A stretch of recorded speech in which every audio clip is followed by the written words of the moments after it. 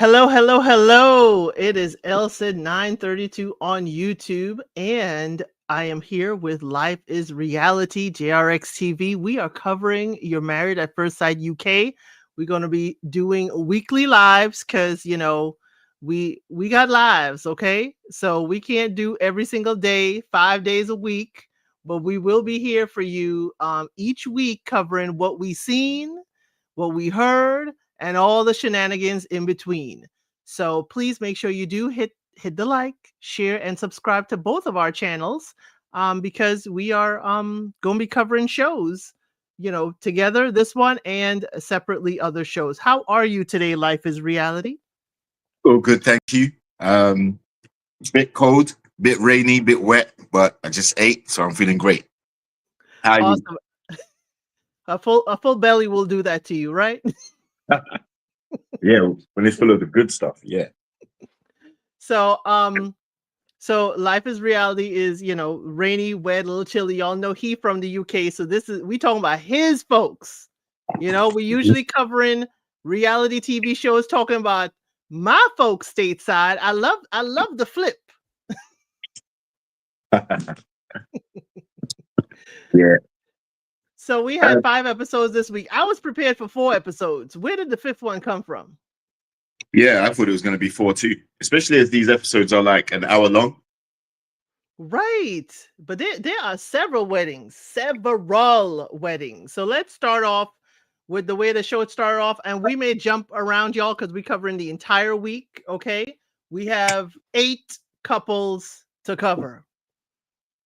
So let's start off where it started off. Sarah and Dean. Y'all, Sarah and Dean. Sarah came in here saying that the bad boy, the all tatted up abs, isn't really working for her. She wants something different. And the experts gave her Dean, very jovial. Dean is, got on a little bit more pounds than she's used to. But Dean said he used to be way slender and he was an a-hole when he was slender. He was arrogant. He was, just not a nice person. But he has found his equilibrium and he is happy where he is. And Sarah ain't buying it. Sarah don't like Dean. She don't like Dean at all. JR? Yeah. Sarah said she wants someone different to her usual type. Get someone who's completely different to her usual type, and was immediately turned off from the moment she saw him. Not attracted at all. Then, Not then Dean proceeded to. He was threatening this with his groomsmen that he was gonna rap his vows or rap at the event. I was thinking, dude, you're so cringe already. What are you doing, bruv? So I think what he does is he outwardly projects himself to be not necessarily confident, but always joking, always trying to do things to distract from his personality. And I think it's a self-esteem issue. I He's not agree with you. entirely comfortable with himself. So he's always trying to people please or have a party trick or a joke or something. And sometimes those things don't land well. I think it is a defense mechanism. Give me one moment. Thank you, Only Me 23, for giving 5 memberships. It is wonderful. We have 5 new L citizens. Our member lives are on Monday evenings at 8 o'clock EST. But thank you so much for always supporting. I agree with you with Dean. I think, as the person who was always the tallest and heavier in high school, you decide sometimes, some people, you decide to create the joke rather than be the joke. And I'm getting that feeling from Dean. It's like he knows he has been the joke many a time. So if I make you laugh, I know you're laughing with me and not at me. Yeah, I can definitely see that. But that freestyle rap, whatever he tried to do, yeah, that wasn't a joke. That made him the butt of the joke to the nationwide and global audience. That was bad. And the thing is, when he said it to his groomsmen and his friends, I know they, like, you saw the look on their face. They looked concerned, as if, nah, this ain't. But no one actually stopped him. No one actually said, Dean, I don't think this is a good idea. I don't know what put that idea in your head that this is going to land well on your wedding day.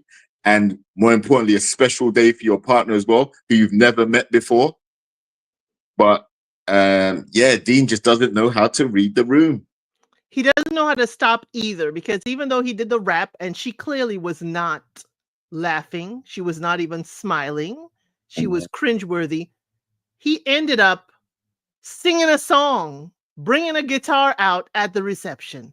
And during the honeymoon, he keeps bursting into song like, we have a Disney special. I mean, Dean is just a musical. We should call it the musical of Dean. Well, the thing is, I think, as I said, he's trying to overcompensate, but I also think he sees these type of gestures as romantic gestures. Singing to your woman, serenading her type thing. I think he feels like that's going to win him some points. It's not, though. Like you said, she sees it as cringe. And very early, she said, all right, stop now. Every time he tries to stop now, and he immediately stops and has to be serious. So he doesn't know how to read the room. He doesn't know how to gauge anything. Yes, they haven't met before. It doesn't know her. But dude, you're setting yourself up to not be liked if you keep doing this type of stuff. And we have a question from the audience for you. Would you rap at your wedding? Would I rap it? Absolutely not.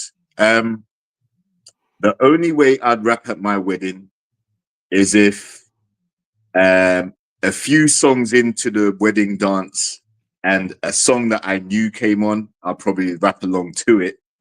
Or if I'm with my groomsmen and I decided to come out in like some type of theatrical performance, then yeah.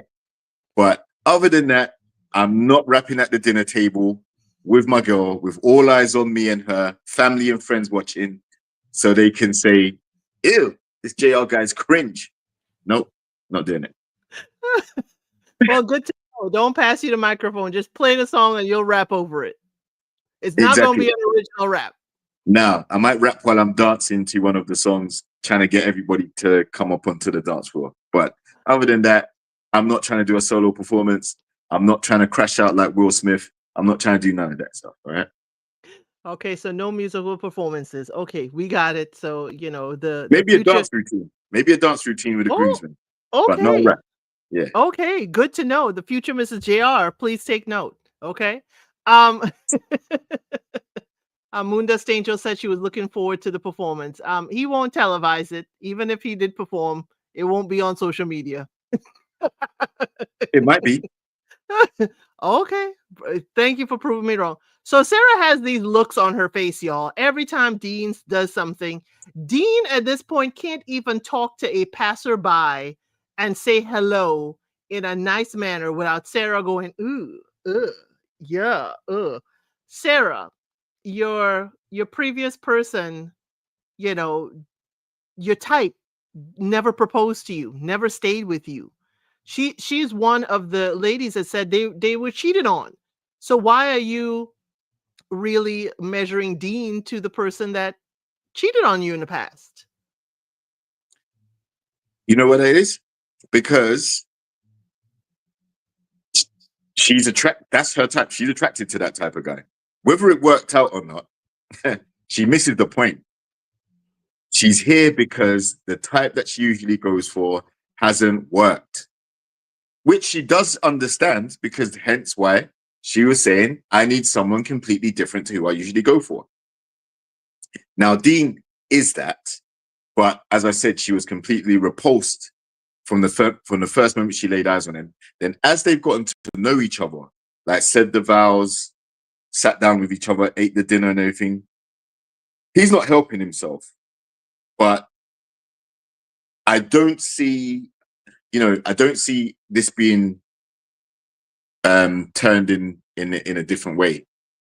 I think she's just going to get further annoyed and irritated due to the lack of attraction, and it's going to be a wrap for them. I hope Sarah stays, as you say, maybe a wrap, pun intended, for them. Um, but I hope she stays because there's a groom. Okay, when we get there, there's a groom that meets the staples of everything that Sarah's looking for. And this is my first time watching, going to watch the UK all the way through. So I'm wondering if there'll be a cheating scandal, you know, with Right. that groom because he got a handful too. Well, it's a funny thing you say that, because that groom is not entirely happy with who he's been matched up with either. And we will touch on it. But hopefully we don't see a cheating scandal. If they do hook up, hopefully it's away from the show and not while they're both currently in situations with their partners on TV. Okay, I'm spoiled by Australia. There's always a cheating scandal with Australia. Are they allowed to ask the participants what kind of looks they would like for their spouses to have, or is that too vain? They do ask them that in the lead up. The experts ask them and ask them, is it okay if if the person doesn't have this? Is it okay if they're not into fitness? Is it okay? They do ask them, and they go through an extensive kind of rundown, but they do throw out something. You could see why they matched them. In every couple, you could see why they were matched, and then you could see why certain things were left out because they want to create some drama. And for this one, Sarah told Dean to his face that he's too heavy for her. And the only way she could consider him is if he lose quite a bit of weight and get tattoos. She was very upfront with it. Now, do we applaud her honesty or do we think she's obnoxious? I think it was obnoxious. Same here. Definitely obnoxious. You're asking him to be someone that he's not. Yeah. Losing weight. Yeah. I mean, that's something that he can do with some consistency and time. As we know, weight can fluctuate. To tattoo yourself in the manner that she wants, he's going to be a completely different person. And I forget what he does for a living. But, there's that to consider also. Drastically altering your appearance may affect your livelihood. And Sarah's not all the way locked in on him anyway. The cringe stuff he does is something that's a complete turnoff. So, I think she's been very forward, very direct. But the attraction is not there. I don't think it's going to grow. Just don't see it. And he has handled her with grace as well, because she's not perfect herself. And he has decided to try and put the positive light on everything in order to try and make the relationship run smoothly. Whereas she's picking out the things that she doesn't like, and it's beginning to wear on her already. I'm looking up, Dean is a team building host. So he's basically like an HR person. So, he has to be hospitable and approachable. So I don't know. And, granted, that this is just me. I don't know how it is in the UK. I don't have a problem with somebody, tatted, but for my job, it has to be able to be hidden under your clothing. If you are tatted, but I don't mind a person tattooed on their hands, all up their neck, just not your face. But that's a personal choice. Getting tattoos is something very, very personal. So to just tell him get tattoos, I mean, if I was Dean and I was making a joke, and if y'all watch oh gosh, what is the Beach House? It's a Bravo show. One of the gentlemen there, everybody thought he was kind of nerdy, dorky.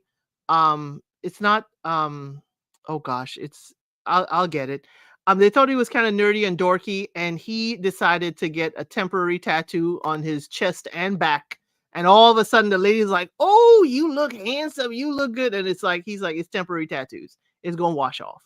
So, I mean, tattoos are a personal choice. You can't just tell the man, I need you to get tattoos. It's not, it's expensive, it's painful, and it's a lot of risks there. So Sarah, I'm sorry for her. We're seeing a lot of her, reaction to Dean. Um, and we have, or at least I have seen, Dean is starting to crumble within himself. Of course, because he's not the strongest, most confident person. You can see that, and that's why he hides behind the entertainment thing. But as a team builder as well, he's used to breaking the ice or giving people icebreakers to try and get familiar with each other and be able to get comfortable. In this case, he's not using his skill set. And admittedly, we do tell people leave your work life at the door when you come home. But in this case, he needs to rely on his skills of ice breaking and team building, because he needs to try and somehow build this team with a teammate who's not impressed with what she's seen so far. Now, I would like to say, and it's quite an obvious thing to say, if the roles were reversed and Dean was making requirements on Sarah, on her appearance or her demeanor or anything, everyone would be calling him out for being a bully, probably misogynist, and probably being very controlling and, out of order. But Tell it. Tell yeah, it. exactly. So If we had a groom tell a bride she needs to lose weight, if mhm, just that, don't even say tattoos. Cut her hair, let's say that. If yeah, we had a groom tell a bride lose weight, we hmm would be roasting him over the coals. yep, absolutely. So I feel like, as I say, he's given her a lot of grace, but he's not doing himself any favors at all. I think this is his natural personality, though. Um, so that's why I don't see much hope. I don't see him being a serious guy who's all of a sudden going to say, "Okay, let me stop the bull crap and actually just be direct and straightforward with you. This is how I feel. This is how I feel about you. This is where I want us to go." You know, I don't see him having that in him. I think he seems like someone who's just willing to go along to get along type thing.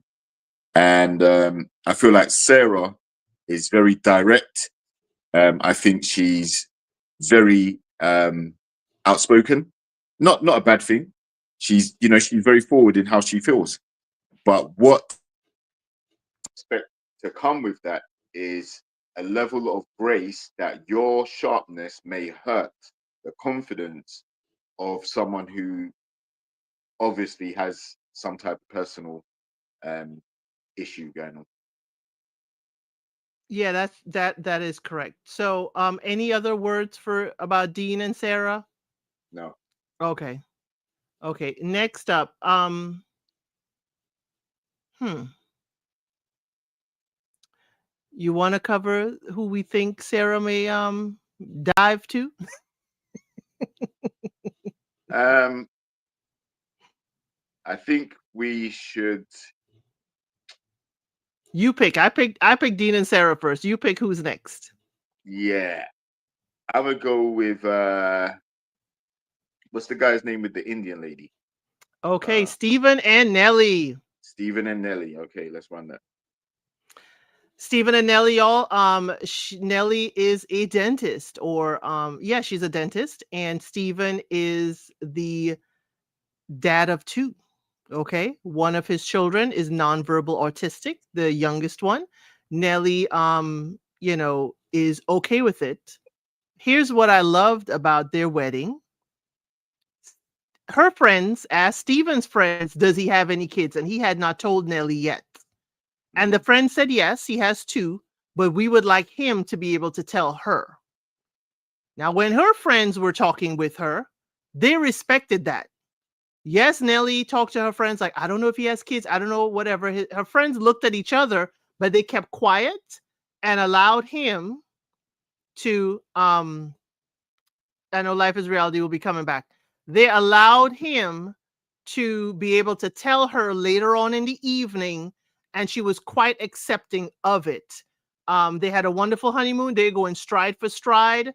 They do have chemistry. They like each other. They haven't ticked each other off. Um, but what are your thoughts on Nelly and Steven?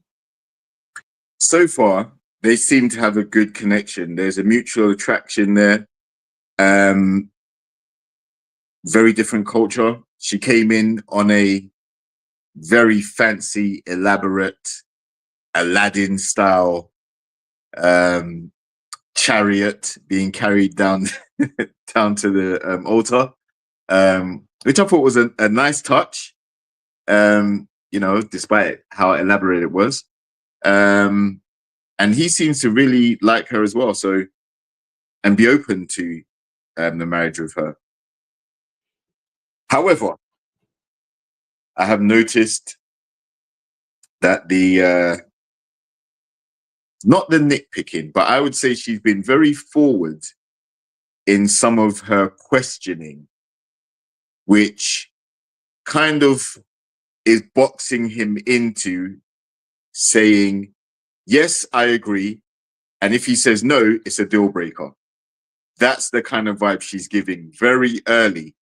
And I'm not sure how much of that can be sustained before he switches. What are your thoughts?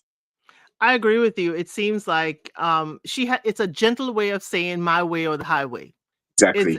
it's a gentle way, and the what I love about Steven is he's noticing it, but he's not being forward in his noticing of it. He's not saying, "Oh, well, yeah, don't ask me that," or "Why would you ask me this way?" He's treading lightly because it's also giving him information. And this is what I like to tell ladies too while we're dating. You may ask a question is also how the person asked the question and how they answer it. And Steven is filing that away and taking things with stride, but he also knows he's got 2 kids in the mix of this. So he has double the responsibility in the mix of this. And y'all, there are several parents on this show. Okay. Several parents. We will, of course, tell you who's got kids once we know or the show has disclosed. But yes, she seems to be asking certain things. And I wonder if it's from, as she said, she came in that way in her full regalia, okay, of her culture, because she said she needed a man that understands that she is about her culture. Um, and you know, a red, unless you know her culture, a red wedding dress may seem a little bit different. But he took it in great stride. He said, "What an entrance! Absolutely amazing." Um, and he took everything in stride. And I don't know if it's because he has 2 kids to tell her about. That he took everything in stride. It's like, yeah, this is fine. This is fine. But they're very affectionate. They do hold hands. He told her it's okay, and she told him it's okay if you want to go in for a kiss. I am all about the PDA with you. They had a wonderful honeymoon together, and I see good things, but she also points out what she notices. Did you see her? Because she a dentist. She's like, "Ooh, good teeth. You got good teeth." Yeah. Yeah. She pointed Yeah. out what kind of teeth it was too. Yeah. I mean, she's highly skilled, but again, leave that at the door, because if he eats some, if he eats a salad or something and he has some lettuce in his teeth, she's the type of person to tell him, "Oh, you're embarrassing. You got something in your teeth." All Right, right. and he's no slouch. He's an investment banker. So Right. it's not like they put a dentist with someone who is inferior as far as monetary. Steven is Exactly. an investment banker. So he seems a little quirky, but I like that about folks. Right. So we just putting it out there. We can't use the broke card or the homosexual card in this situation. All right. He's got money. Um, And she's Now got her own practice. she's got her own practice. She's got money. Dental technician, dental work, dentistry, very lucrative. Very Why? lucrative. Because they get paid from private and public sectors. So it's constant source of employment, and there's long waiting lists. So they're always in business. Um, Always. right. So yes, he seems to. I wouldn't say he's putting up with everything because he has 2 kids. I wouldn't say that, but we will have to see how that dynamic works once he gets closer to, introducing her to his children and things, I- I'm because I'm they not gonna go, say putting up with, but I will say he kind of like, treading lightly because I do have two kids and we need there's more than this that we need to navigate. okay, so what about it just being the early stages and let's get to know each other first, It's the let's put, early stages with kids. yeah, but I mean, just because they've decided to skip a whole lot of the process and get married at first sight doesn't mean you speed up the process of meeting the children. In Oh, no, fact, no, no. I just yeah. think he knows that even though I may be all in with Nelly, my kids have a say. Oh, And absolutely. I don't think he'll be all in as he can be, as any parent would be, not just him. But, I'll be as all in as I can be, but I know that I have, a third and fourth party that has a say and has to be comfortable, and you have to be comfortable with them before we can, ride off into the sunset, for a lack of Absolutely. a better term. And that's the way it should be. Yes, yes. I think they right now they are a wonderful couple, but we are in the honeymoon phase, and we know that when MAFs throw things at them, like grading the looks of the other spouses, that too can cause rifts in relationships. But yes, definitely, I like Deli and Steven so far. Okay, so far. Next up, let us talk about Davide and Kia. Right. Well, Now, but this is yeah, there's go another ahead. one like Dean. Key is another one like Dean, putting on a whole lot of show, making everybody laugh in order to kind of, not get to the emotional side of things because he's been hurt before. Davide is definitely the deep thinker and the kind of heart of gold. And certainly during their honeymoon, that came out where, Key was able to be vulnerable fully with his husband. But here's the thing, Key, you got no control. Even on the safari, the people are telling him, be quiet. We don't want to agitate the animals. And Kia just keeps on. And Davide had to put his hand over his mouth to be like, dude, stop, stop. What are your thoughts on the two of them? I don't think, even though they ended up their honeymoon on good terms, I don't think this is gonna work. I must say, I didn't watch this couple too much, so I don't have too much to add. Um, but yeah, if it works, it works. If it doesn't, it doesn't. I really don't know. Yeah, it for me it's seeming like it's going to burn and not in a good way. Okay, it's going to burn and not in a good way. We did see a lot, we didn't see a whole lot of them beyond the wedding. The family seemed to get along, but Kia has, some family trauma that has to be dealt with. Davide, is understanding, but I think Davide kept on saying, I know you probably saw this. He kept on saying, Kia is always at 110 all the time, all the time. I'm getting tired. Can we just stop and breathe and calm for a moment? Davide was like, he is on 110. So I think Kia is going to wear Davide thin. I think that's it. And since you ain't got much to say about them, I'm gonna move on to the next one. Okay. Ashley and Grace, the don't touch me couple. I'm sorry. Oh, Ashley and Grace. Grace well, is don't touch me. Don't touch me. Don't touch me. Not Grace, no, even, she not only said don't touch me, she said, can you sleep on the couch tonight? yes. Well, at least he was in the room on the couch. We have some couples that they can't stay on the couch. Now this couple, no kids. Grace is a feminist, a very much independent woman. Ashley was raised on traditional values, and that really kind of started the sour note. But Grace was having a meltdown at the wedding right before photography. She can't handle this. She don't want to be around this man. Again, Ashley did nothing except turn around and smile at her and tell her she looked really beautiful.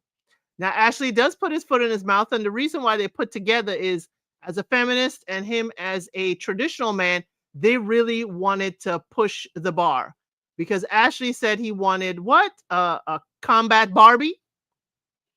That's what he wanted, a combat Barbie. And Grace is, says, she wants to be able to be the breadwinner. She wants to be able to do so many things. And Ashley is like, hey, I was raised to be a gentleman. And he said he was not a feminist. But the friend, again, the friends are coming through. Well, one person, the friend's not coming through, but the friends came through. It's like, what is a feminist to you? Do you understand what it is? And then he said what he believes in treating a woman well, being nice to her, treating her with respect. And they're like, well, then you're a feminist. And he's like, well, I guess I am. He never thought of it that way. He didn't understand it. And kind of like to calm Grace, but Grace said, don't touch me. Not even with boxing gloves. Don't touch me. What were your thoughts about Ashley and Grace? Because, yeah, she needs to change the name to Disgrace because, unfortunately, I don't understand how you come into a situation like this with the dislike and disdain that you have straight away and then expect it to work. You haven't given it a chance. She got to the altar. She had a full meltdown, ran off camera. I can't do this. I don't want to be around him. He's not my type. I'm not attracted to him. It's an instant no. Right. So how do you think he feels standing at the altar, trying to nervously look around, having met this girl for the first time, realizing that she don't even like him? So there used to be a saying, first impressions last. And her first impression of him, I mean, she did smile when they got to the altar. There was a hug and whatnot. But after that, it went downhill pretty quickly. So, yeah, I think from what I remember correctly, when they were at the altar, she couldn't even make eye contact with him for too long. She was completely turned off. So I don't mind if she's a feminist. I don't care if she's a dominate. I don't care. The fact of the matter is she's not attracted to the guy that she's been paired with. And now I suspect, after seeing how she reacted at the altar, it's downhill. It's going to be comments. It's going to be expectations. It's going to be wants. It's going to be things that he's not doing right. She's just going to gradually chip away at him. she has been, but she touched his shoulder. That she said that's as much touch as she can have, touching his shoulder. Yeah, and not good enough. She wants to prove that she is, strong. I am woman, hear me roar. And she carried him on a piggyback ride. Yeah, I saw that. Yeah. You're so strong, you sleep on the couch. You sleep on the couch then. Yeah, you sleep on the couch then. You're the one that's got the issue with him and how he looks, and you're not trying. You sleep on the couch. Equal opportunity for the couch. I mean, Yeah, hey, she's exactly. a feminist. Yeah, equal opportunities for the couch. Absolutely. You pay for the dates. Yep. Daggone it. Fix the light bulbs. Yep. Do everything. Don't ask me to do what is traditionally known as a man's responsibility. No, go mow the lawn, go cut the grass, put the gas in the car, all of that. See how much of a feminist you really are.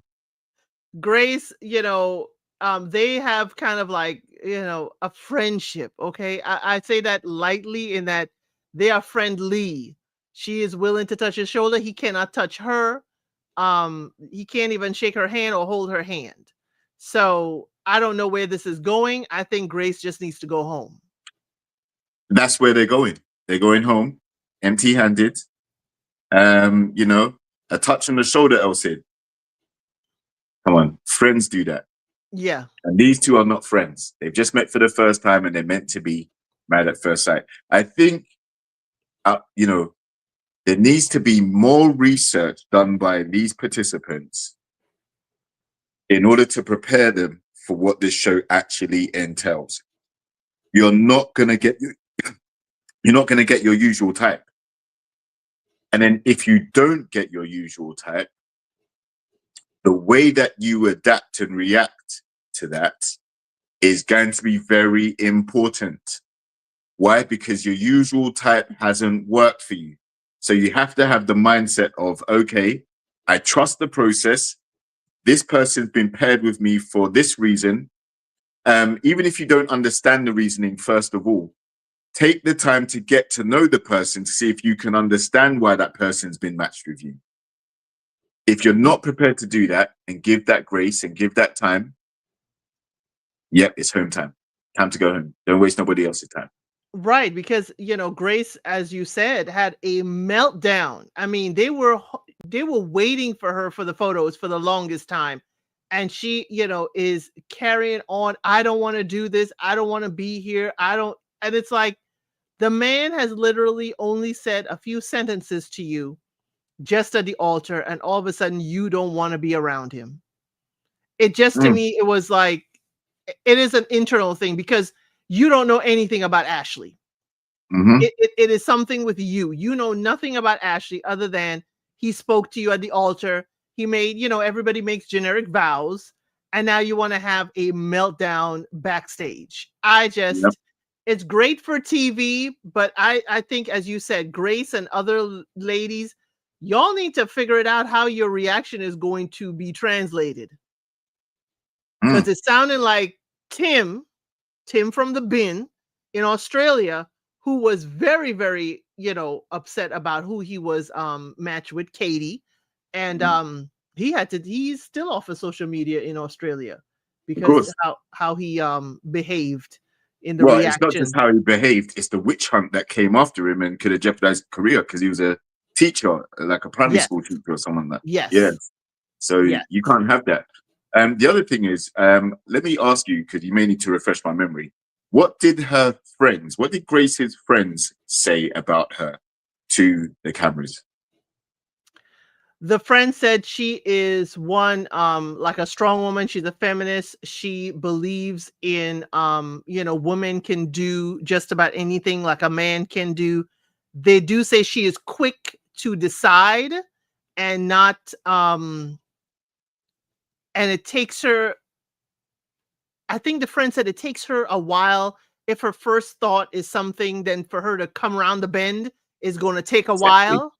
And I was like, ugh, if she don't like Ashley now, it's gonna take a lot more than a honeymoon for her to come around Exactly. even even like him. But that friend, the blonde with the bang yang yangs, I like her. She is like, to me, the great person in the middle to kind of like translate what each of them are saying so the other one doesn't, misunderstand. But every time Ashley says something, Grace is there to bop him, with her words. And like, ugh, why would you say you want like a combat Barbie? Ugh, why would you say this? And he's constantly feeling like he's putting his foot in his mouth. But he seems like a good old chap, but that's just, first impressions. Mm, Because I don't know what Ashley gonna be like when he tired of it and he wants to be done. exactly. She may want to be done as well. Or she may be upset that he's the one that wants to be done and she wants to be the one to pull the plug on it. But I see it heading there before I see it getting good Oh between them. yeah. Oh yeah. Um, I I see him think walking into the first dinner separate. exactly. Um, I think she's going to be very performative in front of the cameras to highlight, the things that he does wrong whenever he does them. As a guy, you can tell when a woman's into you and when a woman likes you. You're gonna put your hand on my shoulder. I already know you're not feeling me. I'm sorry. You gonna Yeah, give me a piggyback ride. yeah. There's nothing that we get from being on your back while you're giving us a piggyback. When we're giving you we get to grab the legs. We get you holding on tight to our shoulders. We can even reach back and grab We other grab we, areas. we grab your legs. Yeah, we don't have our erogenous zones in our legs like that. You do. So that's why we feel nothing. In fact, it makes us feel horrible. It's like being the little spoon in the bed. Why would us as a guy be the little spoon in the bed and have you behind as the big spoon? No, sir. Well, Yeah. we can reach stuff when we are the big spoon. You can reach. No, you can reach back and reach stuff when you're the little spoon. I just messed with you. I No, understand. I absolutely understand. not. Yeah, no. I understand what you're saying. I will say though that, make sure that if you are, in emergency services, make sure you can, if you need to rescue your spouse, be it man or woman, make sure you can rescue them. Okay. I will say that. Um, but yes, the piggyback ride thing, I was like, she does not. I felt, and I don't know if you felt, I felt it was a way to emasculate him, and I did not like Exactly. it. That's exactly what my point is. Little spoon in the bed is emasculation. You giving the dude the piggyback is emasculation. Listen, we don't need to know how strong you are. We really don't. But I'm hopeful that she gave him a piggyback ride after he gave her one. I'm hopeful that we No, just didn't see it. no. Oh, okay. Absolutely not. Okay. Dag. Okay. So let's piggyback ride to another couple. Mm-hmm. Who would you like to go to next? Let's go with the two ladies. Lee and Leah, daggone it. If y'all were gonna match two people, I can't even put L in my notes. I gotta spell out the names. I mean, daggone it, Married at First Sight. Okay, so Lee, okay, long hair, Lee. Lee is a piece of work, y'all. Lee wants a lady who is masked, which is masculine presenting, but not too masculine presenting. She wants them to be independent, but not too independent. She wants them to be driven, but not too driven. Lee don't know what she wants. Lee don't have a clue. Lee wants who she is in this moment. Lee is very domineering, very much taking charge. And when Leah takes charge, Leah is the one with the fierce bob. Okay. I love Leah. When Leah is trying to take charge, like Lee wants her mate to take charge, Lee shuts her down every opportunity. But Leah is trying. Leah let her know, hey, I'm trying. I want this to work, but you are not being open to this. Lee planned a wonderful zip line. I want their honeymoon. Everybody, I have Caribbean roots. I've been to the Caribbean. I've been in Caribbean waters, whatever. I would love their Swiss mountain honeymoon, zip lining through the snow. Absolutely fabulous. But Lee was not having it. She didn't want to be there. On the wedding night, Lee told Leah to leave the room. You need to go sleep elsewhere. What are your thoughts on Lee and Leah? Or Leah and Lee? Lee, you are reprehensible. First of all, the attitude is not conducive to even being on this show to find a partner to make a relationship work. Completely terrible. Leah is open to the process, willing to try and listen to what her partner wants, and then try and figure out where there's a mutual ground and they can have a mutual joyful experience in getting to know each other. Lee is completely closed off. She's even said it herself. Her boundaries are up. It's going to take a while to break them down. She doesn't believe in them getting close on the wedding night, hence why, her little remark about, oh, well, you know what? How about if I stay in the room tonight and you go and sleep somewhere else? Ridiculous. Absolutely ridiculous.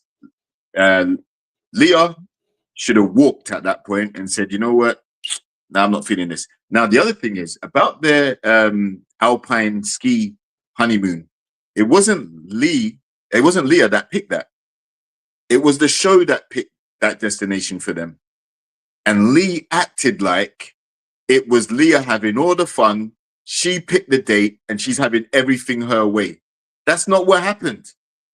But that's how she framed it. And then she decided to be stubborn and rude and just kill the joy, just kill the fun from the whole experience. She even started crying.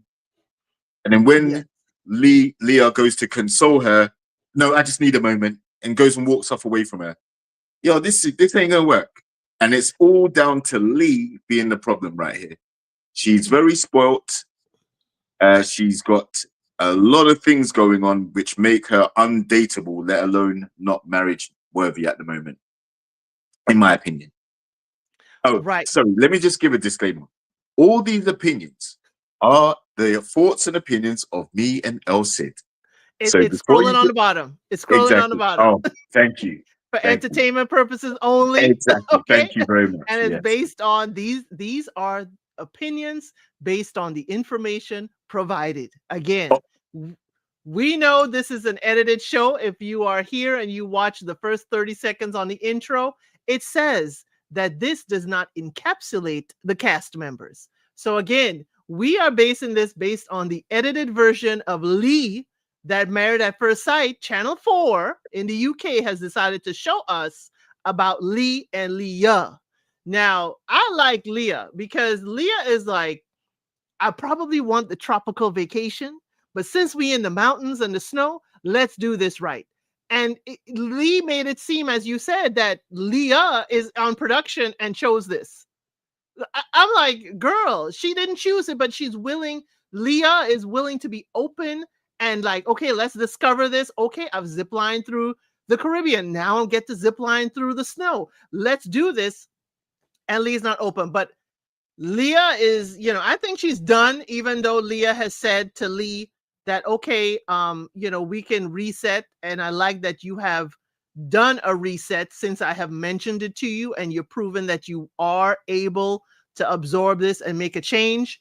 I think Leah is playing, not playing, but Leah is aware of the cameras and knows that she's just doing this to pacify the whole Lee situation. I think Leah is just done. Because the way she was at breakfast, when they said, well, we hope you enjoyed your first night at the being newlywed, she's like, I didn't. I was, I was freezing. And then the other time she said, because this happened, I'm gonna be sleeping in the dungeon tonight. I know Leah is like, yeah, I'm done. I'm just here so I don't get fined. exactly. Because let's face it, those remarks that she were making are subliminals. They're shots to say, listen. In fact, when she came up to the room, she said, I could have easily shared the bed with you tonight, that night. And Lee was like, no, well, my boundaries and I didn't feel comfortable and blah, blah, blah, blah. Right. But yeah, you banished her to the dungeon. You banished her to the cold. No warmth, no cuddles, no late night conversation. You're supposed to be getting to know each other. This is your first night together and you've already kicked her out the room. So that shows you where Lee's mindset is. But I don't see it working. I think, Leah is a lot more open to the process. Lee, however, is very closed off. She's very rigid.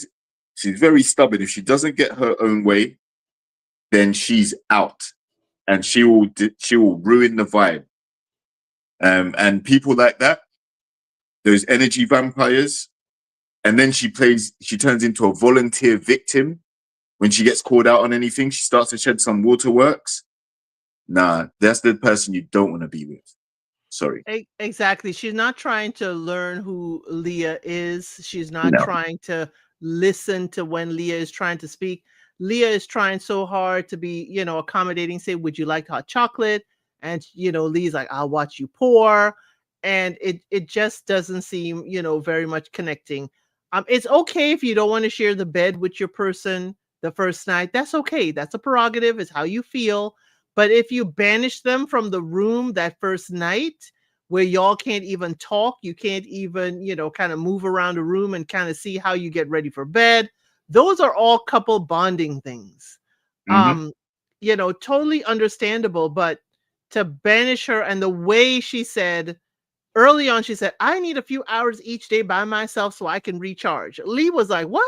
You can't do this. This is production. Production ain't giving you a couple of hours. Then it's like, Mm-hmm. yeah, I'm going to need you to go sleep elsewhere. It's the way she did it too. Lee is very much, I'm sorry, Lee. You're giving me very much Ice Queen. And Yep. Switzerland was the perfect place for you to go. And I wonder if messy production didn't pick it for that exact reason, knowing she was a little bit of an ice queen. A little bit of an ice queen. It was the perfect place for her. She could have stood. Listen, Lee could have slept outside on the ground, no tent, and been quite comfortable in that freezing cold out there. That's how much of an ice queen she is. I got it. But yeah, I feel, I feel Leah can be an ice queen. Let's put it Yeah. out there. I feel Leah can be, but she's not going to do that to her new spouse. And I think that is the difference between the two of them.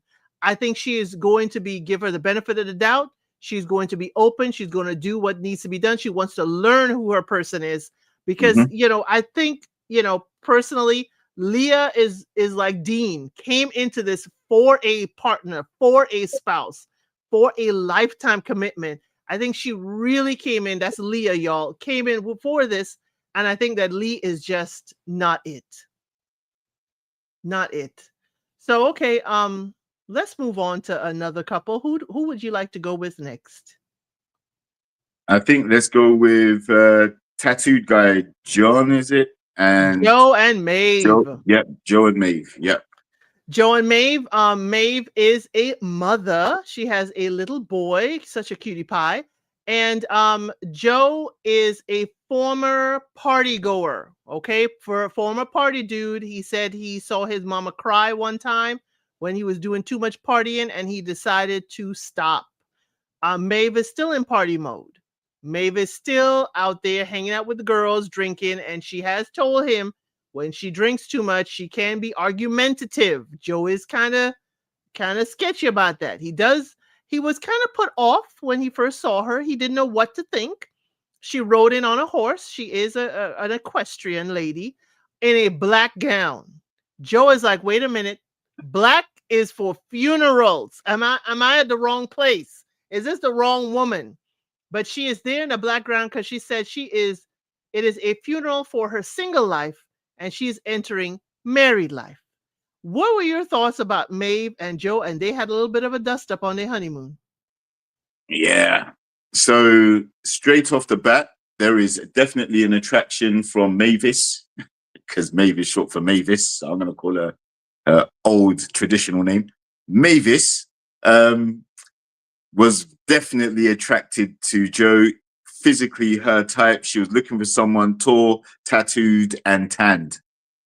All right. So he ticked all the boxes. It doesn't matter what came out of his mouth, the attraction was there. Now, Maeve is from up north, as we call it, near Newcastle, that type of area. Very known for its nightlife, which usually consists of nightclubs and booze. Now, she is very forward, very direct, and she will have the propensity to be intoxicated. And we're talking about very often. All right. She seems like one of these, what they'll call a ladette here. A ladette is, all right, we have a subsection of men who, when they go out to the pubs, they get lively, wild, and loud. And she's like the female version of that. Right. So Is it what we would call here kind of like a socialite? now socialites got a lot more etiquette, Okay. a lot more. Some of them don't out here. Yeah, no, it ain't a socialite. No, it's an alkalite. They love alcohol and they're not too light on it either.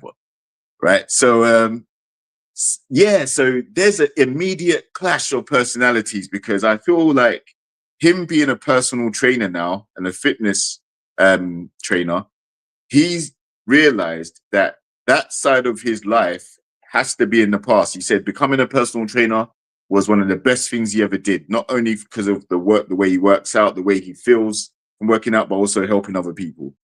So the party life is not conducive to his current lifestyle. Now he looks like he's been a wild boy himself.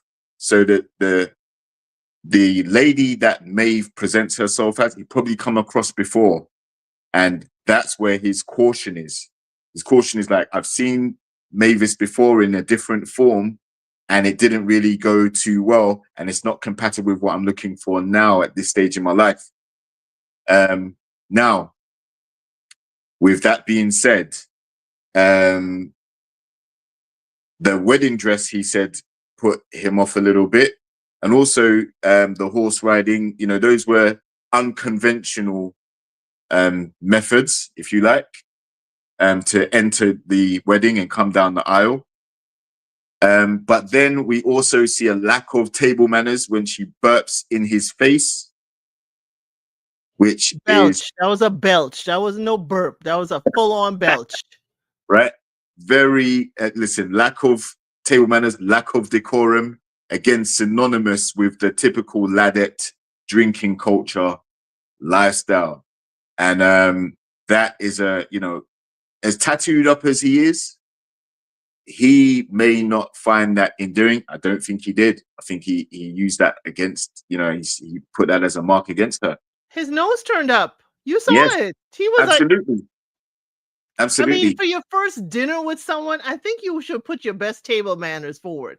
Yeah. Even though I'm married to this person, they don't know me, you know, Right. in this experiment. So the first dinner, I will be using the appropriate fork, knife. Okay, I will not be touching my food with my hand and bringing it to my mouth or Right. belching at the Right. table. Exactly. And if you're gonna belch, you know, you belch into your hand, you do it silently, whatever else. Right. But no, not full on like that. Now, there's a part of me that thinks, from what I've seen of her, she wants to be a warts and all type of person, which means this, I'm going to show you everything about who I am. And, you know, this is me, no filter. And, you know, you just accept it because we're married now. I think he wants someone that's a bit more classy. Despite his appearance, don't let the appearance fool you, with all the tattoos in his head and his neck and all these things. I think he wants someone with some etiquette and decorum. And then also a big, massive, wide red flag on the play is the fact that she always goes for the bad guy, the bad boy looking dude. And the relationships always end the same way. But again, she still wants that type of guy because she said it's fun. That was exactly what she said to her friends at the hen party situation. So as much as she knows they're not good for her, she still wants that type of guy, that bad boy that's going to keep her on her toes, keep her on the edge. And I don't think Joe is that anymore. I think he's calmed down, mellowed out, and he's looking And to be with someone a bit more on his level now. And Joe said that he doesn't want to slide back into that at all. Exactly. Yep. He has left that behind, and he would be considering, like, would I want to be with her because she may take me back down that dark road and I don't want to be there. Now, Exactly. I agree with you. She may be throwing all that she is out there. She thinks it's fun and cute, but that bad boy that she's used to isn't, isn't Joe. But that bad boy didn't want to stick around to be a bonus dad to your son. Mm-hmm. Joe very much loved when she talked about her son. It showed she had a caring, nicer side. He seemed enthusiastic that she does have a child. Mm-hmm. So the thing is that Maeve has to come to the realization in her life at some point she's got to give up the partying for what she wants. And Absolutely. will she be willing to do that? Absolutely. And you hit the nail on the head. With regards to her child, if she's looking for a partner, then that partner needs to be somewhat of a role model as well. If you keep picking these bad boys, and that's who your son grows up seeing you choose, and seeing that person in the house or out the house, depending on whether you're arguing or not, he's gonna probably take influences from that guy, and that forms part of his personality. Whereas someone like Joe, at the moment, seems to be someone who's a bit more, you know, classy, a bit more about self-improvement and improving others around him. Surely that's a better role model to want to be with, instead of being in the toxic pulls and ups and downs of a dysfunctional relationship. Yeah, because So Joe let the party and go. Joe realized it's time. The music stops and it's time to go home. right, and also she did get up and leave him at the bar when they were sitting down and eating. It's those type of things. Listen, when you disagree with someone, it's actually how you both resolve the conflict that strengthens your relationship. If you get up and walk away, or you slam the phone down, or you give silent treatment, or all these other different punishment methods, you're showing how difficult you really are when it comes to mending the relationship when they go south or when they go sour. And you can get, no, not unfortunately, you will get judged on that. You know, if things don't go your way and you strop and you throw your toys out the pram and you huff and puff and cuss and moan and yo, but how do you resolve these conflicts or these differences? If you walk off now in the early stages of the relationship, it doesn't bode well because you don't know each other yet. And you're giving your partner the opportunity to say, no, this isn't for me. But there's no conflict. Joe was just saying what she said about herself.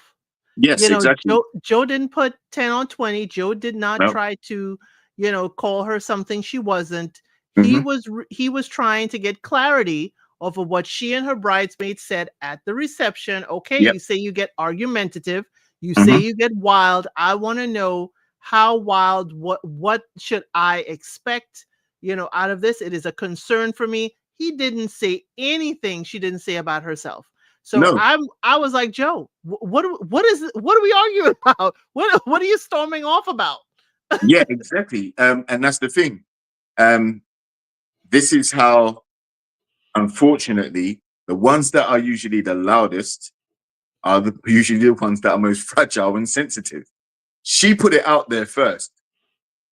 And when she's asked about it, she takes it as an attack or a provocation. No, this is a genuine concern because, how many beers does it take? How many glasses of wine does it take for this side of your character to come out? I need to know that if I'm Joe. Because, Yes. first of all, I've changed my life and I'm not much of a consumer of alcohol anymore, if at all. But I need to know that when we're out in public, you know how to handle your liquor. And more importantly, that liquor doesn't negatively impact our relationship when you get in your feelings about something. But Joe, I think, understood what was going on at that moment with their date. You realize their date was a mixology. Why Hmm. production will put her, who is the party girl and drinks a lot, not excessively, y'all. I'm not calling her any kind of, alcoholic or anything. Someone Hmm. who, by her standards, says she drinks a lot. Why would you put her in a position with her new spouse who has given up drinking and partying? Why would you put them on a mixology date? That was a complete setup. It's That, very, that it's very tone deaf. That's what that is. Why didn't you like? But they did do zip lining as well. yes. But the mixology date was very tone deaf. If you know that there's someone who likes to, but also, can we really say that because she does like a drink? And if she was placed on a date where there was no drink, she may not want to participate fully in the date because she likes to drink and have a good time, and it's not there. But yeah, but it looked like it was a cognac that you're supposed to sip or a brandy, and And she she's took it like a guzzling. shot. Yeah, exactly. Because And she then did wants to say it burns, it burns. Yes, because it's supposed to be sipped, not gulped. right. But that's what I'm saying. Like the UK has a major drinking culture. Recently, I would assume, I would say it's been driven by the younger generation, why it's not so popular to drink anymore. Don't get me wrong, there are still some that do it. But compared to previous generations, it's not anywhere close as much. Gotcha. And as a result of Nobody's that, waking up outside the pub.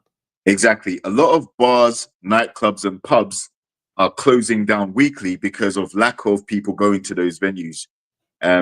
Whereas previous generations, you work at the end of your week, you go and spend your money in the pub or the bar to drown your sorrows, and then it's back to work again for the next week. That whole Gotcha. culture is gone now.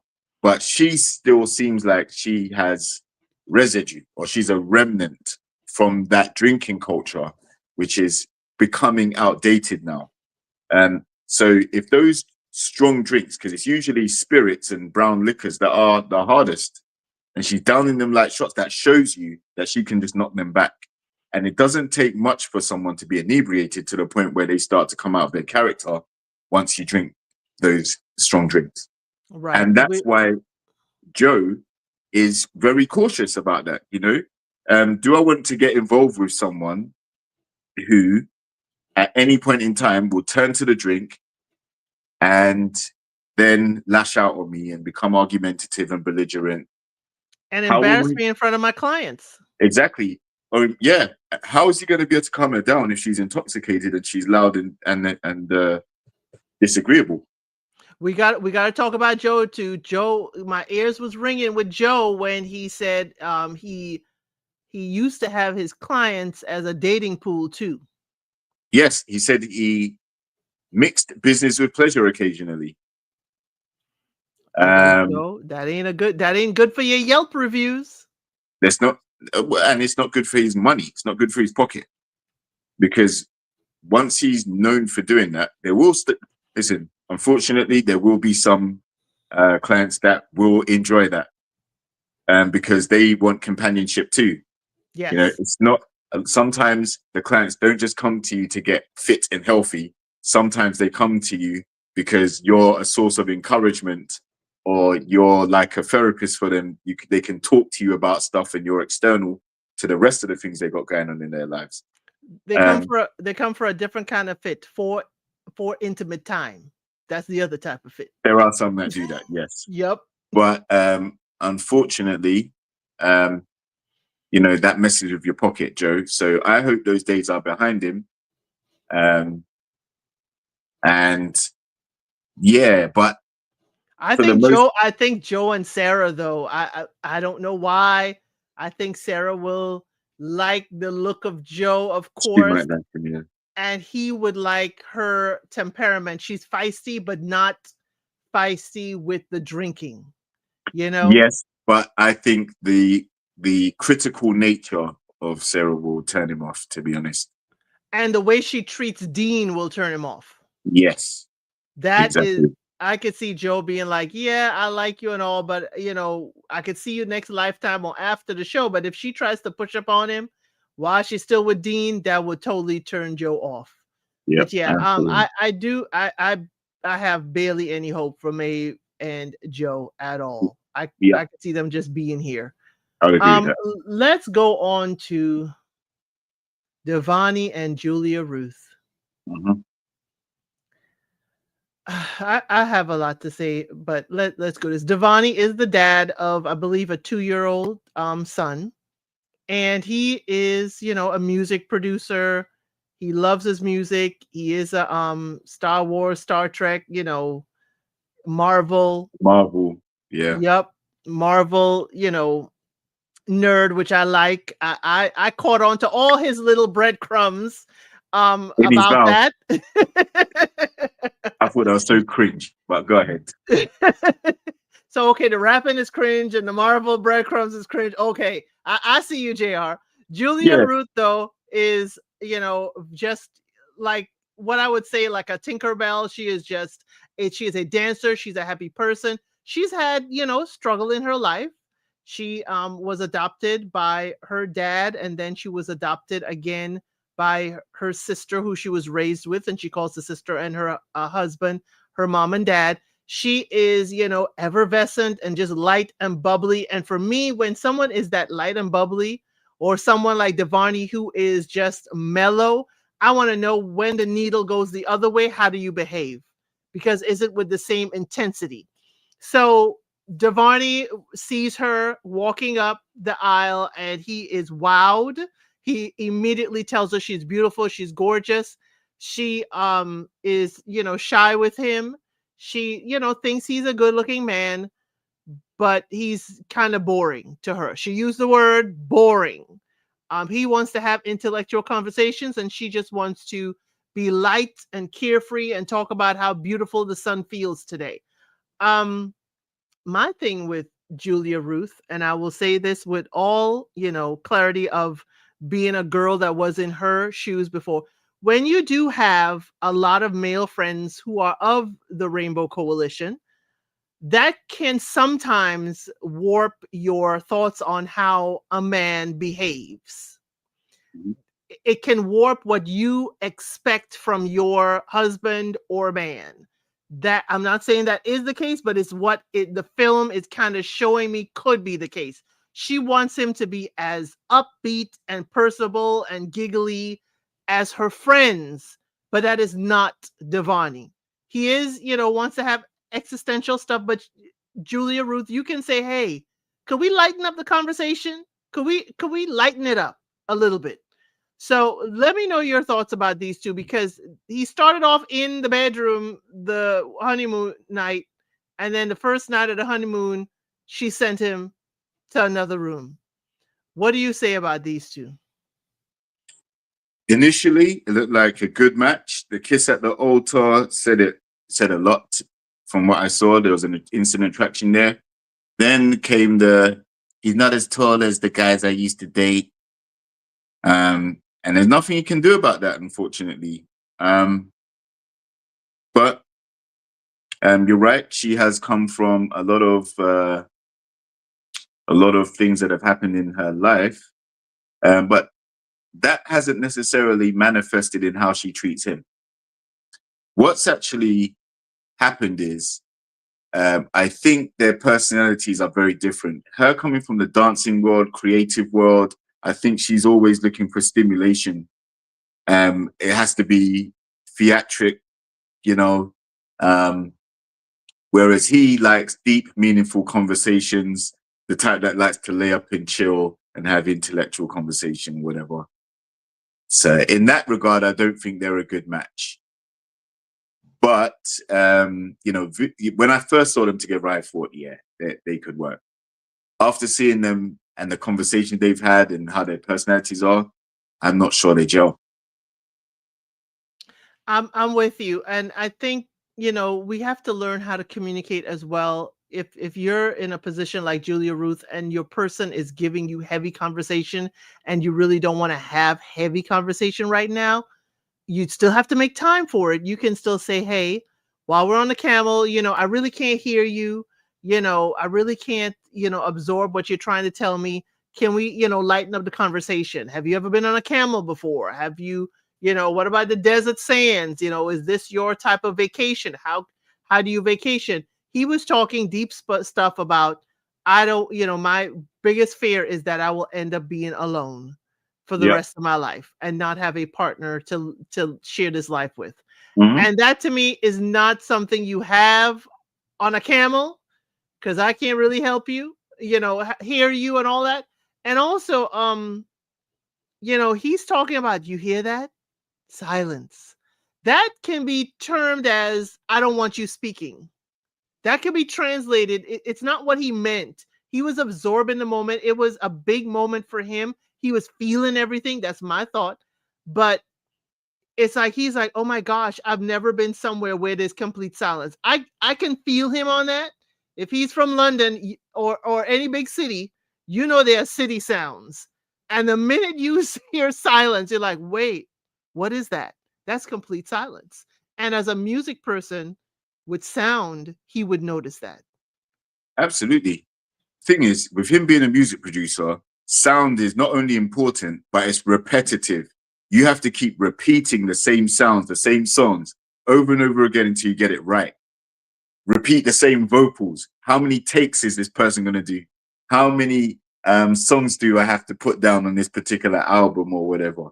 Um, you know, sound is everywhere. So the moment he gets in a place where there's no sound, the ability to just hear himself think, and there's no ringing in his ears or no bass or no trebles or no cymbals, he's going to appreciate that. Whereas, but to a degree, I mean, she's a dancer herself. She's a professional dancer.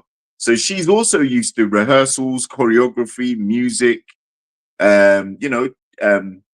being around environments where it can get quite noisy as well. Like there'd probably be people in the audience, and backstage rehearsals and all types of noises. But again, because of their personalities, whereas he seems to enjoy peace and quiet, she wants interaction and more stimulation from her partner.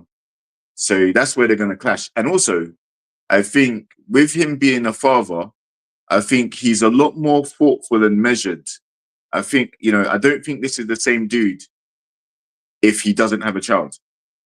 But the fact that he has a child means he's a lot more calm and measured. And that's why we saw him get emotional when he sat down by himself as well. I think he really took this process seriously. And I think he's becoming dismayed at how it seems to be going, especially after being banished from the room. 1 minute they looked like they were chilling in bed together, and then to be told don't come back to the room or whatever, not good. Not good at all. And as with everything, it's the way you say it. As she said, I don't want to talk about deep traumatic stuff and then want to be close to you intimately. So she's saying, hey, I can't, get the fuzzy feeling if, we're talking about heavy topics. But again, Julia Ruth, this is where the experts put y'all together. He is the even keel. He is the rock. Okay. And she is, the sun shining on that rock. The thing is, Julia Ruth, they're putting y'all together for you to infuse him with a bit of lightheartedness, for bring back the joy of life, to bring back the, happy about, everyday things in life. He's to get your feet planted on the ground when you need it. And you are part of the hot air balloon to raise him to the clouds as well. They have to feed off of each other. And all of these couples need to see that there's a part of you, the experts are seeing, that your partner will benefit from. And it's not shutting it down. It's actually feeding into it and resonating with that person. And yes, it can be heavy lifting. It can be, because he heavy lifted. But again, I think he could do with some of her lightheartedness. It would do him a world of good. Absolutely. And that's sometimes when you compliment your partner, isn't it? Opposites attract in that regard. You might have someone who's a bit more down to earth, straight shooting, forward thinking, and very serious. Whereas the partner is more light-hearted, jovial, and you kind of balance each other out. Where one's too serious, that light-heartedness, that playfulness might, bring you closer together. And where you're always playful, you need someone to say, okay, I understand that, but let's get serious now and tackle this particular issue. So you have to balance each other. So you kind of taper, or you measure how your partner responds and reacts to how you are as a person. It takes you being self-aware, and it takes you being able to read the room as well. Right, because we both have, Mr. Elson and I both have each, the time when we feel playful and time when we don't feel it. But in this instance with Julia Ruth, or like anything, you have to state like, hey, can we have lighthearted conversation during dinner? That is how I would like for us to have dinner. We could talk about our day, but can we, laugh and joke and be more playful at dinner?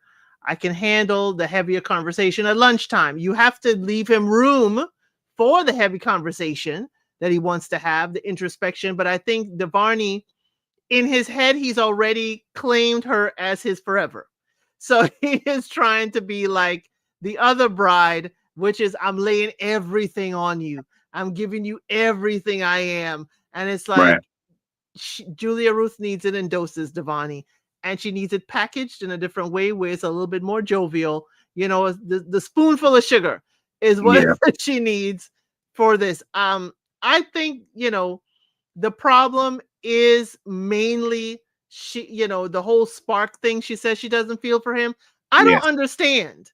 I felt the sparks coming through with that wedding kiss, and for her to say there's no spark, I was shocked. I'm not discounting. She's saying no spark, but I'm like, there was a spark. Maybe he was inflamed enough for all of us, but I thought they were sparking.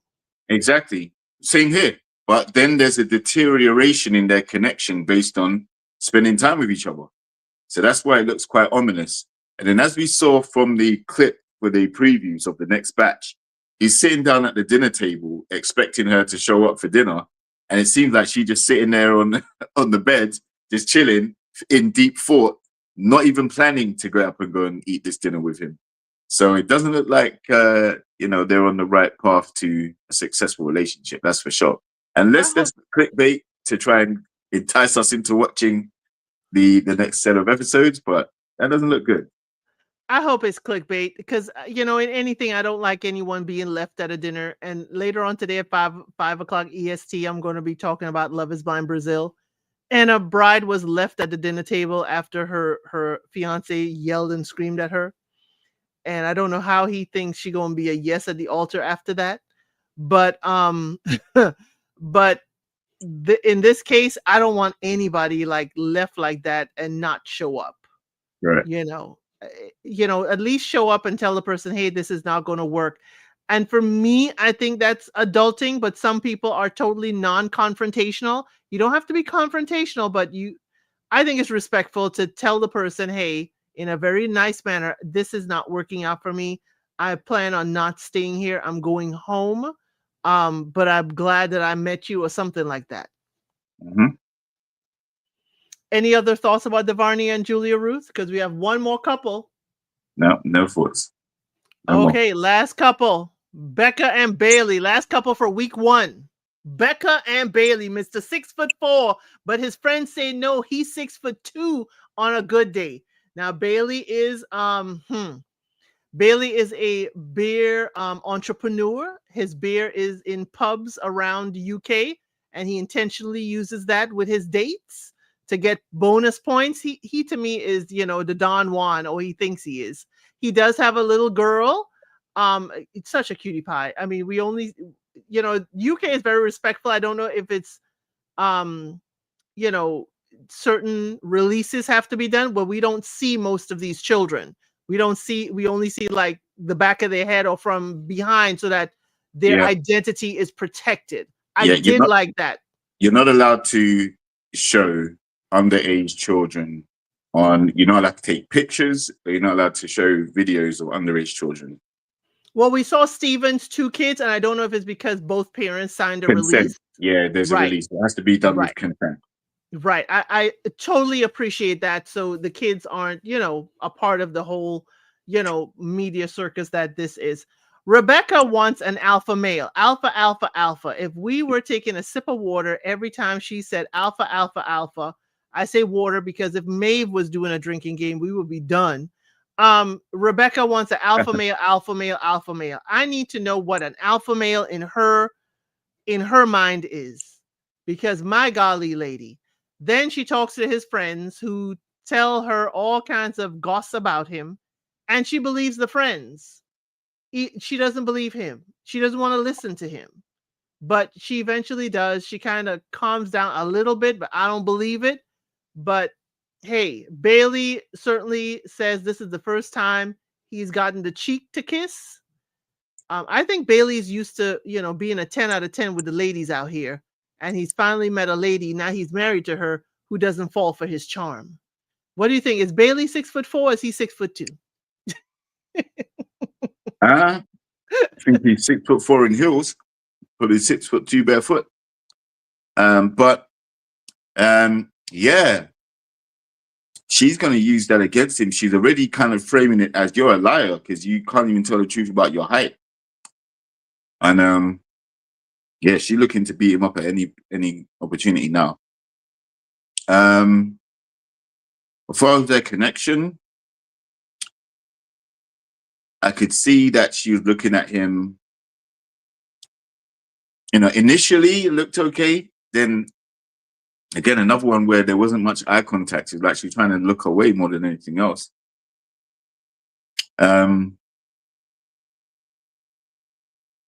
Not sure where I see their connection going.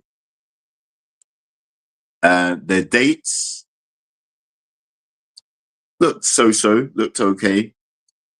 But I think when you see someone start to use the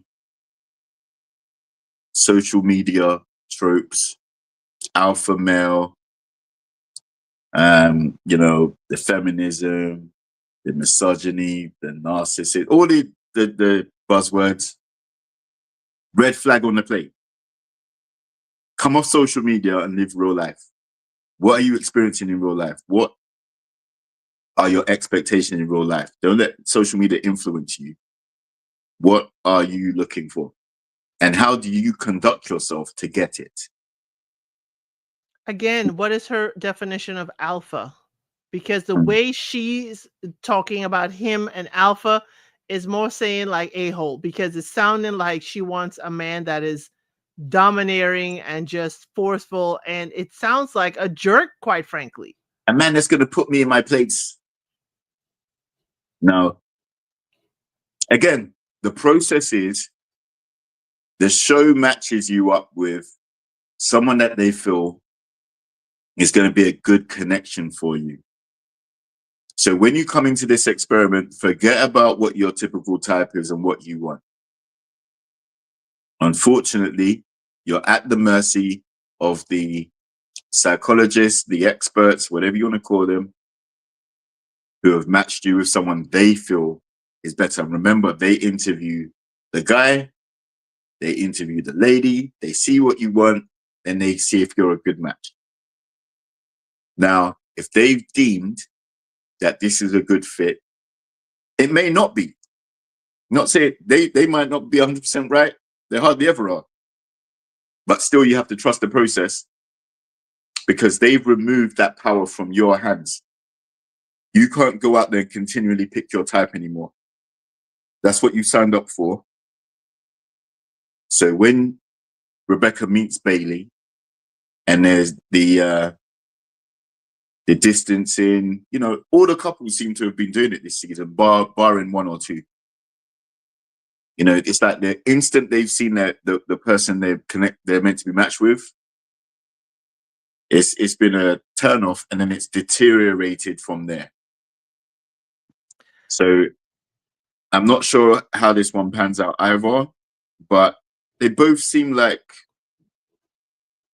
reasonable, level-headed people. I just don't know if they're going to fit together and gel and create a happy relationship. And again, this is because he's a father. He has to be thinking about the child as well, bringing her around the child and what a family unit might look like if he includes Rebecca in it. Right, exactly. And confident he is, he's confident that, back with his groomsmen, ain't no way she ain't gonna like me, is whether I like her. So he was kicked back on his heels a little bit with the whole kiss on the cheek. Also assertive. He is assertive. He's an entrepreneur, having his own microbrewery and selling his beer, in multiple bars. That is a lot. Even though he is laughing and jovial and getting a good laugh, I'm like, Bailey has a good business sense because that's a lot. That is no slouch to get that, and all the health inspection, food inspection, all that kind of stuff. And correct me if I'm wrong, because I'm seeing it like from a U.S. state side, somebody having a beer approved, and distributed to multiple bars. Even though he's jovial, he has a serious business on his hand. Absolutely. It's big business. As I said, this country was synonymous with drinking culture for a long time. So for someone to come up with a brew or a special type of beer different from the regular stuff that's been going on for generations, and especially the name brand stuff like your Coors, your Bud Lights, and he's competing against those multi-billion-pound dollar companies, and he's created his own beer, and it's licensed to be sold throughout chains here. So it's a huge deal. It's very lucrative because drinking is still a national pastime here. It's probably the most popular national pastime. When you're happy about something, you go for a drink. When you're sad about something, you go for a drink. Leaving a job, you go for a drink. Getting a job, go for a drink. Bereavement, go for a drink. Wedding, go for a drink. Christmas time, go for a drink. Birthday, go for a drink. Just for Lunchtime, the fun of it, go for a drink. exactly. So Well, it's interwoven into our culture in the UK to go for a drink. Now, I don't drink. I've been teetotal the whole time. That's because I don't like alcohol. But I've seen, you don't have to go too far. There's a pub on every single street. and that's the thing I think that Rebecca's kind of stiff arming him. She's not seeing him for him. All she's seeing is she wanted an alpha that is 6'4". She's looking at the physicality. She hasn't learned who this man is. He's an entrepreneur like her. She's a nurse esthetician. She has a seriously successful business. I'm sure he would delight in that as an entrepreneur himself.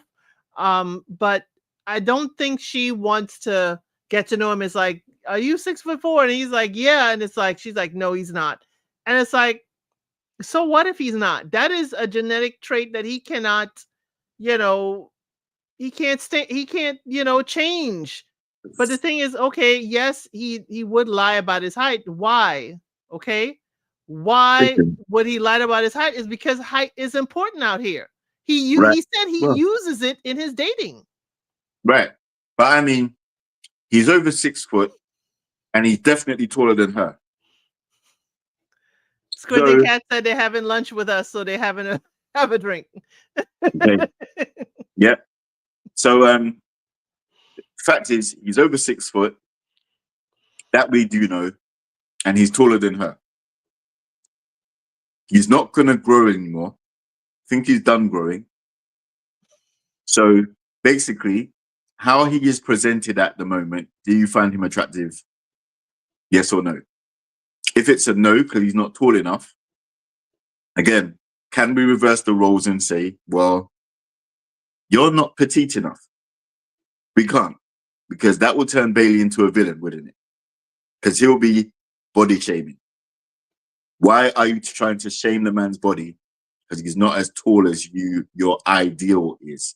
You're not going to get your ideal because you came on a show where other people have chosen your partner for you. So this superficial attitude is not conducive to a long-standing relationship. But your ideal hasn't worked.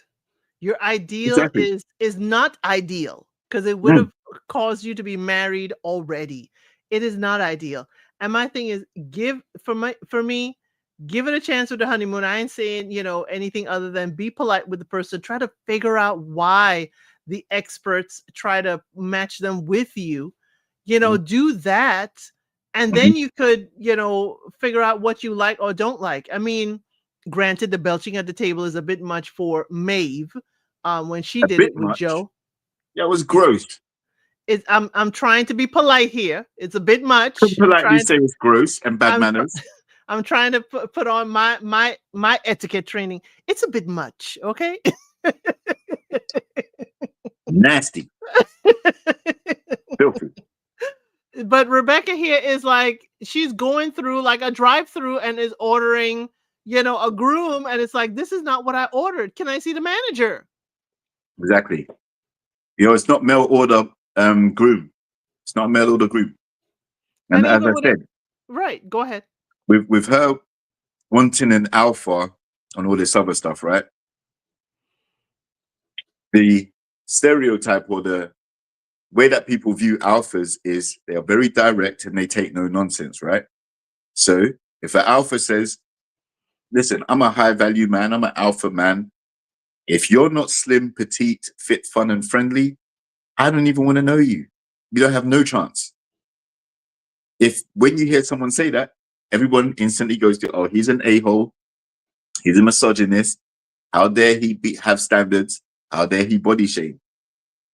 So, Rebecca, by doing what you're doing, you're opening up the doors for that mirror to be shown on you. Are you Miss Perfect? No, you're not. Are you expecting Bailey to accept you for how you are, how you've turned up, and all your quirks? Yes, you are. So why are you expecting him to accept you for your flaws and all, and you are critiquing and picking him apart for his physical and other things that you may not like? Stop Exactly. doing it. I felt that he's was kind of open, but he knows the door is quickly closing with her. At the Mhm, end of it, I think she was kind of like understanding because his friend said that he changed for his partner. But that is the perception of a friend of what's going on in a relationship. He said he didn't change for his partner. He said he growed. The partner kind of, taught him some things. He mhm, changed the way he dressed.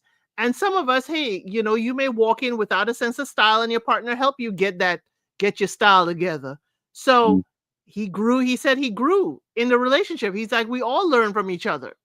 And mhm. that showed a level of maturity. But if he was an alpha standing there, if we want to, I don't like the alpha talk. Truly, the alpha wouldn't even be on the show because they wouldn't want anyone else telling them who to marry. Let's put Exactly, it let's put it right there. exactly.